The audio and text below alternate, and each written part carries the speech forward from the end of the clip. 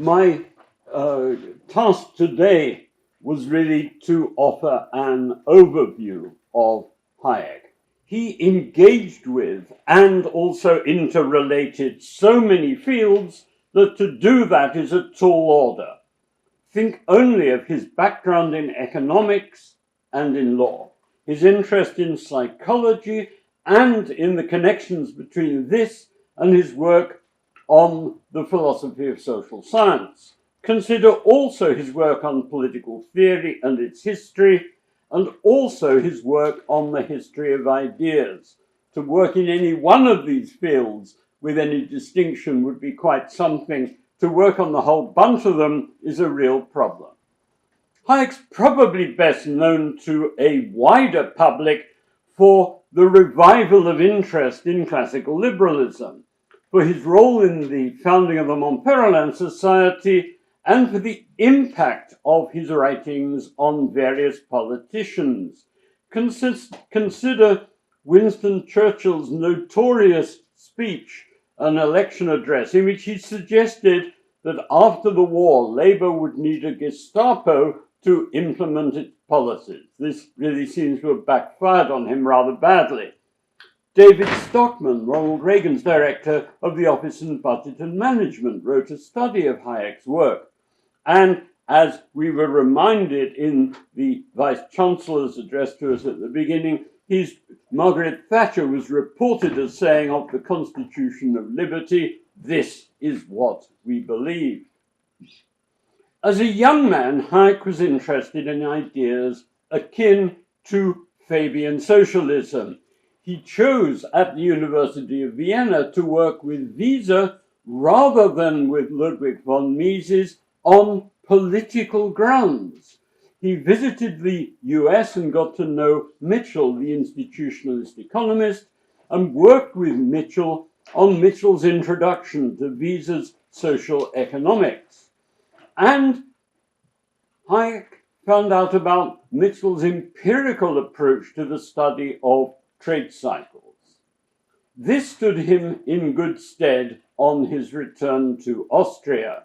He worked with Mises to set up an institute for trade cycle research, of which Hayek became director.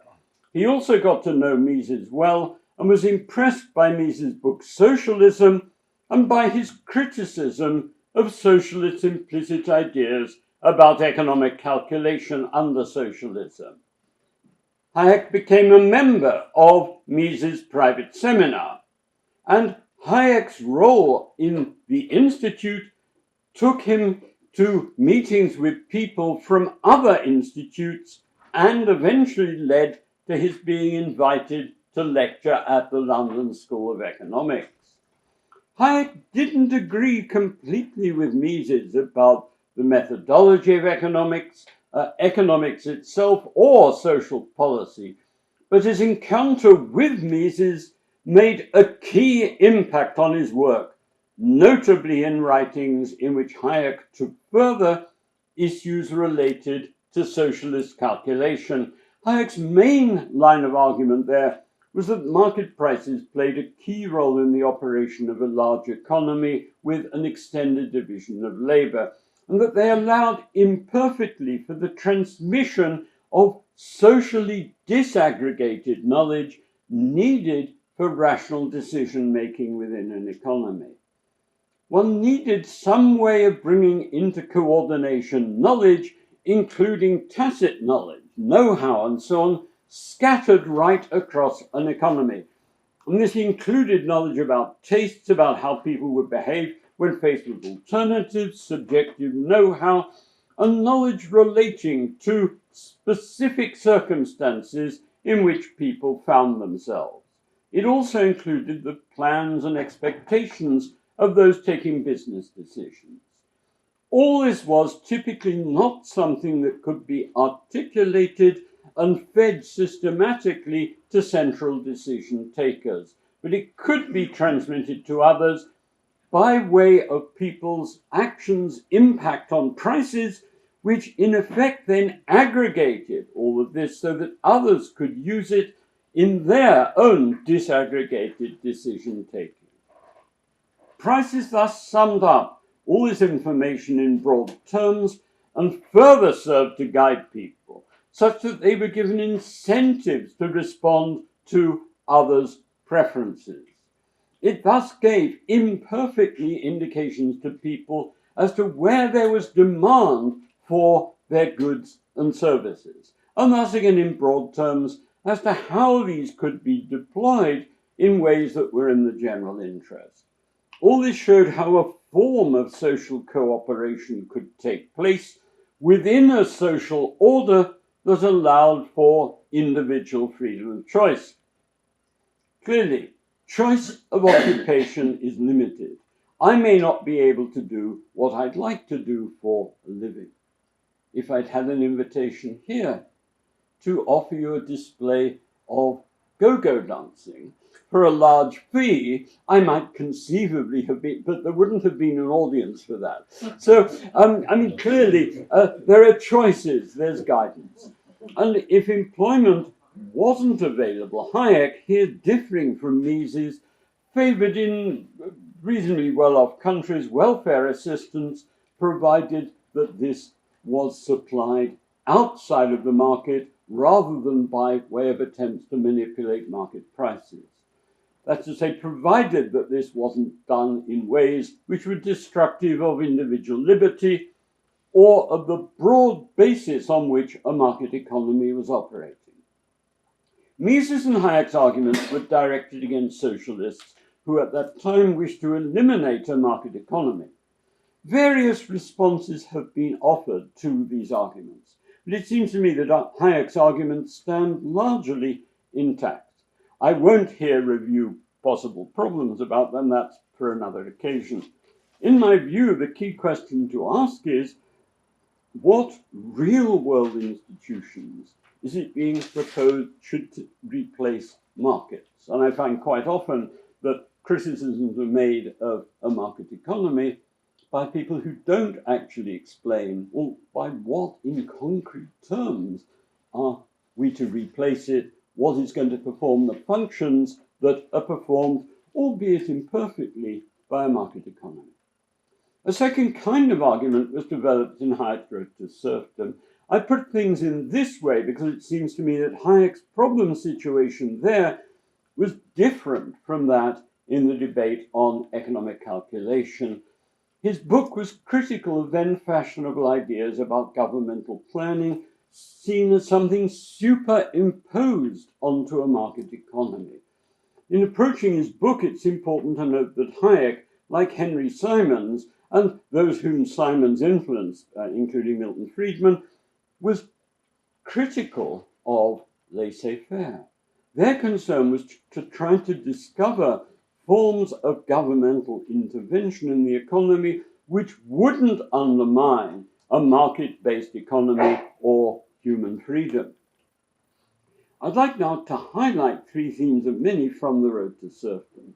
First, that markets don't and cannot reward people on the basis of merit if they are to perform their needed social functions. Hayek accepts the idea of a welfare safety net, but argues that such provision should be made outside the market, rather than by way of attempts to manipulate market prices. He argues, and he elaborated on this at some length in Law, Legislation and Liberty, that there is no society-wide agreement as to what people deserve or as to what social justice could actually amount to. Another issue here is obviously that remuneration in a market-based society comes about and needs to come about for all kinds of reasons, and is embedded in wider issues relating to supply, demand, and the functions of the price system.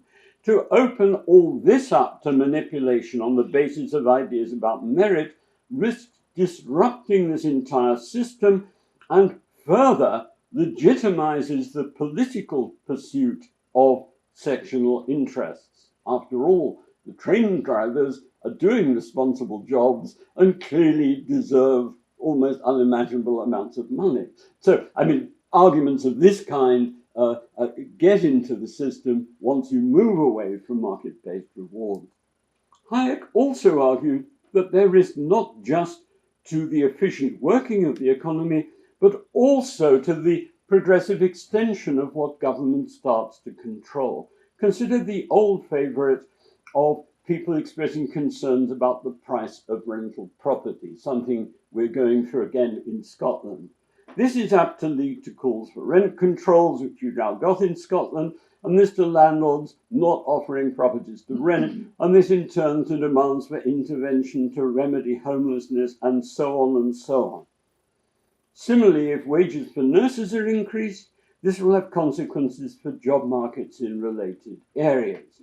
Hayek was concerned that this kind of thing could lead to ever-increasing interventions and to pressure for the direction of labour. There was also the danger that government, because it's claiming to act on the basis of rational planning, might end up trying to use propaganda to convince us that whatever the products of this farrago of interventions are in fact rational, and we should accept them as such. But this doesn't mean that Hayek thought that the road to serfdom was inevitable, just that there were risks, and that introducing ideas about fairness of wages set by markets introduces ideas at odds with how the price system operates and needs to operate. That's to say, the concern is that if one thinks that market wages are unfair and says, no, these need to be boosted on the basis of notions of social justice, you're introducing ideas which are at odds with how things work more systematically. I should add that Hayek recognized that things were different within organizations, and indeed that this introduced some interesting problems of its own, which again I can't go into today. All this emphatically didn't mean that he thought that markets were perfect or that government should be restricted to night watchman functions. Rather, he was concerned with how government can intervene and, in relatively wealthy countries, operate a welfare state in ways that aren't at odds with a market-based social order and won't put individual liberty at risk.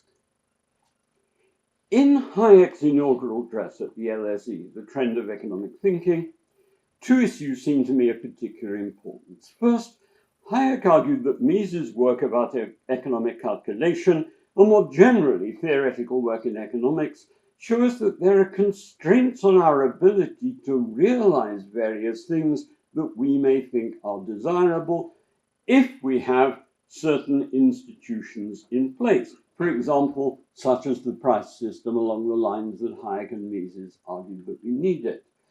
Clearly, what such constraints might amount to will be a matter for ongoing discussion, as will be the issue of what institutions we need. But in an atmosphere of cakeism in practical politics, and in an academic atmosphere influenced by postmodernism and poststructuralism, this Hayekian argument that we have to face the fact that there are real constraints on what else we can do, what else we can achieve once we have certain things in place, seems to me really important. Second, Hayek's inaugural also develops the theme that we may have inherited social institutions which discharge important social functions for us in ways of which we're not aware. This theme develops into Hayek's work about tradition in his paper Individualism and True and False, right through to his The Fatal Conceit. There are also important links between these ideas and themes explored in Hayek's sensory order. Hayek argues for the importance of rules and for the need to trust inherited institutions, which in some respects we may not understand.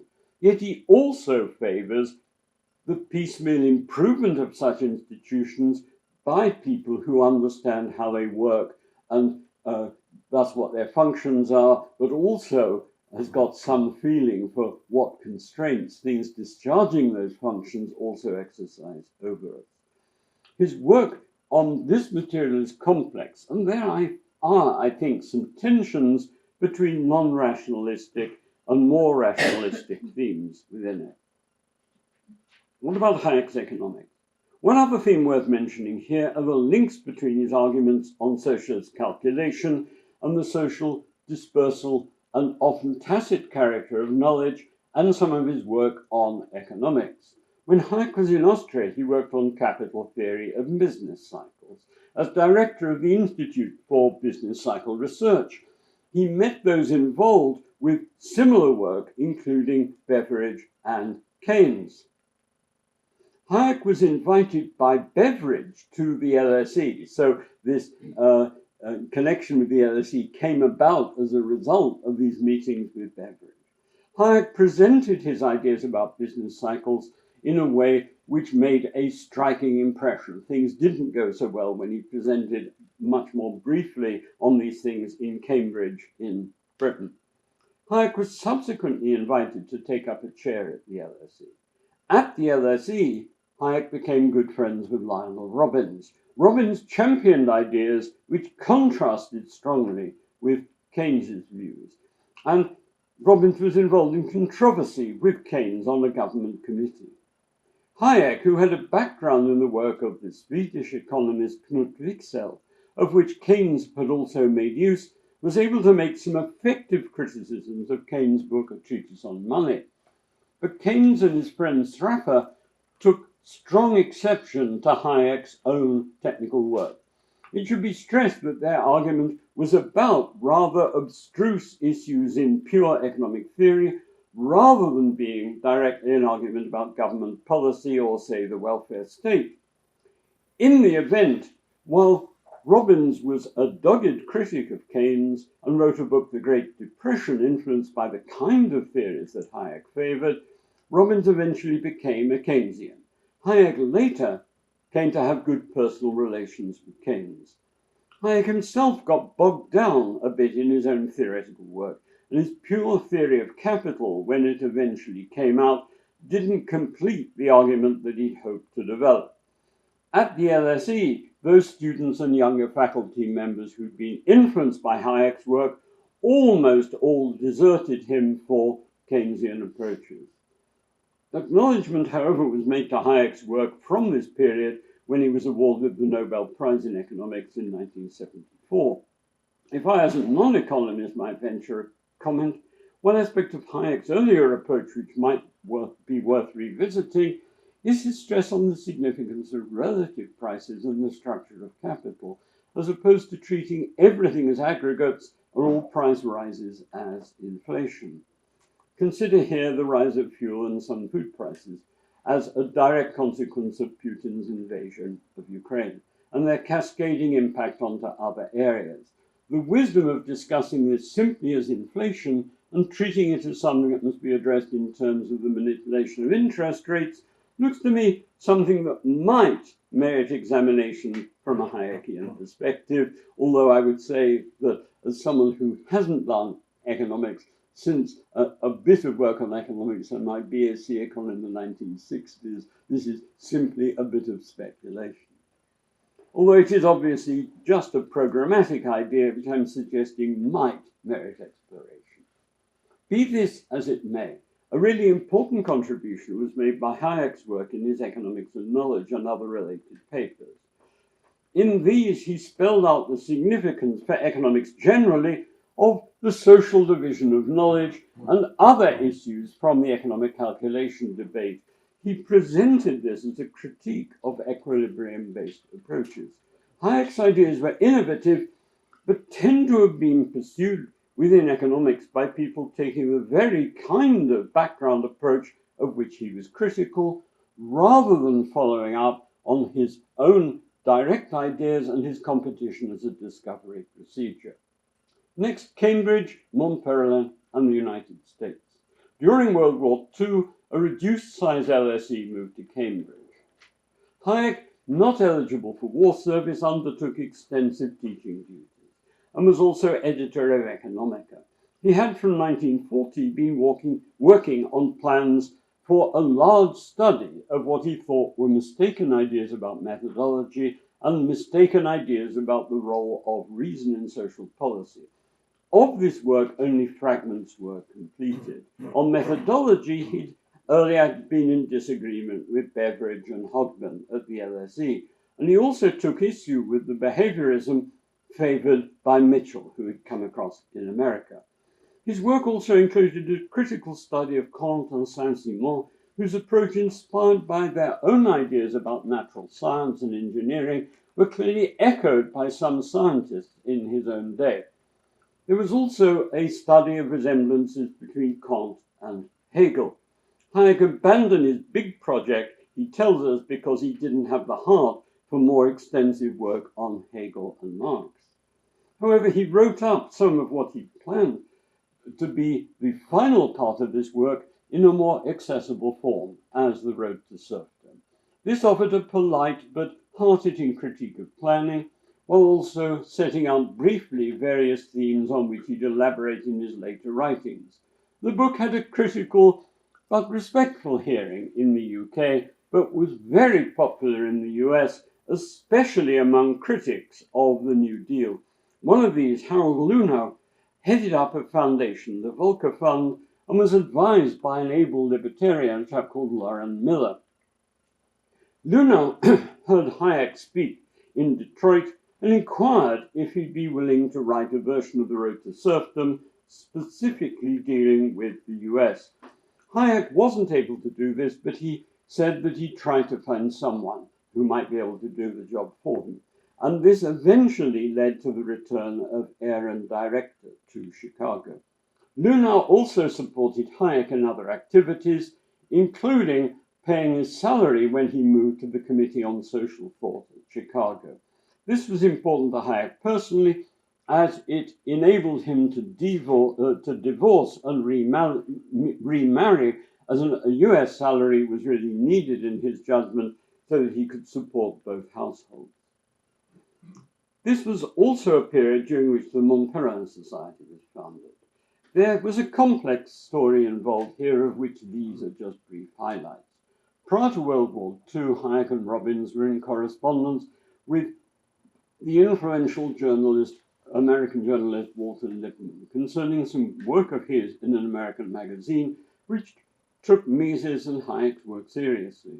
A book was planned by Lippmann, the second half of which turned out to be less sympathetic to classical liberal arguments than was the first. Hayek, however, suggested in correspondence that Lippmann might contact a French acquaintance of Hayek's, Louis Rougier, who was starting a publishing house, in case Rougier would be interested in a French edition of Lippmann's book. Rougier took the book and arranged an event to coincide with the book launch, and this was something called the Colloque Walter Lippmann. It brought together a number of figures interested in classical liberalism, including Hayek and Mises, together with people who were much more interventionist in their approach. A continuing organization was mooted with Hayek as an officer, but nothing came of that. When in the UK, Hayek became concerned about the way in which a form of brutal self-interest in foreign affairs had become widely accepted in Germany prior to the Nazis, he became interested in how, during wartime and beyond, this might be contested. And to this end, Hayek favored the holding of an academic meeting which might bring together classical liberals, but also German conservative opponents of the Nazis, leading members of whom were Catholic. Hayek was to be found in this context, for example, in a speech at Stanford University, invoking the ideas of Lord Acton and Alexis de Tocqueville. Why? Well, because they were classical liberals, but also Catholic. He did this in an attempt to dissociate classical liberalism from opposition to religion, with which it had often been associated from John Stuart Mill onwards. The Mont Pelerin Society was in part a product of this initiative. It was unclear to some of those with whom Hayek corresponded about it as to whether his real concern was classical liberalism or with German and Austrian cultural politics. However, the Mont Pelerin Society was planned with American and European members, but at the time transatlantic travel was expensive. Hayek appealed to Lunau for support. it was forthcoming, but at a price. The price was that more people aligned with Mises than Hayek had planned for would be invited, including Lauren Miller and figures associated with the strongly anti-interventionist Foundation for Economic Education. The outcome was that the MPS ended up not just with certain tensions between classical liberals and conservatives, but also between Hayek and people influenced by Simons on one side and much more strongly down the line non-interventionist people like Mises and his allies on the other. Hayek himself subsequently moved to Chicago, but largely away from economics. He revised his ideas about psychology as the sensory order and undertook work on the history of classical liberal ideas and on public policy, and this served to enrich his constitution of liberty. One key theme of this was the rule of law, which he'd earlier explored in his political ideal of the rule of law lectures that were given in Cairo. Hayek had discussed the rule of law earlier in The Road to Serfdom. He argued that there were tensions between the consequences of the ideas of would-be planners and the rule of law as he understood it. The situation is complicated. Hayek sometimes refers to the arrangements that he favors as a Rechtsstaat. But, as with the term liberalism, then different meanings are given to this idea. The first with which Hayek was identified was that the law should be characterized by general universalistic principles of a broadly Kantian character, and these further should constrain not just citizens, but government itself. The second of which Hayek was critical was the idea that a Rechtsstaat simply amounted to a legal system consisting of laws laid down by the government. There's been a controversy about this and about Hayek's identification of what he favored with Anglo-American ideas about the rule of law. I won't bore you with this now. I've got another paper on this stuff I plan to be delivering later this summer. There was a further complication. The view that Hayek favored was identified historically with the idea of the codification and rationalization of law in clear and well-explicated principles by bodies associated with legislatures. Those taking such a view were typically opposed to the ideas of legal writers like Savigny, whose views were in some ways more akin to common law. But Hayek came to favor seeing a liberal Rechtsstaat as a product of common law, not of legislation. The explanation for this was in part Bruno Leone's argument that one could not depend on legislative bodies not to keep on changing the law. But in part, Hayek had been influenced by ideas a bit like public choice analysis in Mancur-Olson's The Logic of Collective Action. Hayek conducted a seminar on this book in Freiburg, and indeed had his class translate that book into German. It was published in German. This, together with his experience of again living in Roman law based as opposed to common law countries, seems to have made Hayek look at common law as an alternative. And he sets out this view in Law, Legislation and Liberty. Hayek further suggested the idea of a bicameral parliament in which the lower chamber, which conducts politics in the ordinary sense, should be subject to a higher chamber which has responsibility for the Rechtsstaat-style laws to which the lower chamber would be subject. Oddly enough, this approach has certain commonalities with Jean-Jacques Rousseau's ideas in Rousseau's Social Contract, when Rousseau isn't someone that Hayek is particularly keen on. What about Hayek's old age? He retired from Chicago to Freiburg and thence moved to Salzburg. However, his ability to work there was undermined by ill health.